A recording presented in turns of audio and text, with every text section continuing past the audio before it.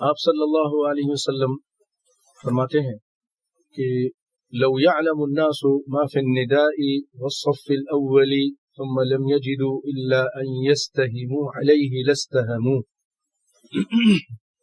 کائنات کے امام فرماتے ہیں کہ اگر لوگوں کو پتہ چل جائے کہ اذان میں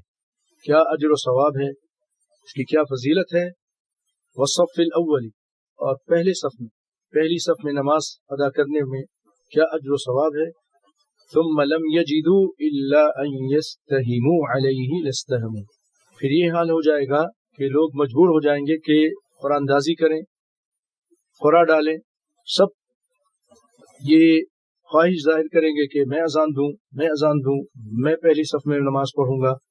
تو پھر اس جھگڑے کو ختم کرنے کے لیے قرآ ڈالا جائے گا۔ یعنی یہ حال ہو جائے گا اگر تمہیں اس کے اجر و ثواب کا اندازہ ہو جائے، اس کا پتہ چل جائے۔ یہ جو آپ کے سامنے روایت بیان کی، اس کے راوی تھے سیدنا ابو ہریرہ رضی اللہ عنہ، اور اس کو امام بخاری اور امام مسلم رحمہم اللہ تعالی نے اپنے صحیح میں نقل کیا ہے، بیان کیا ہے۔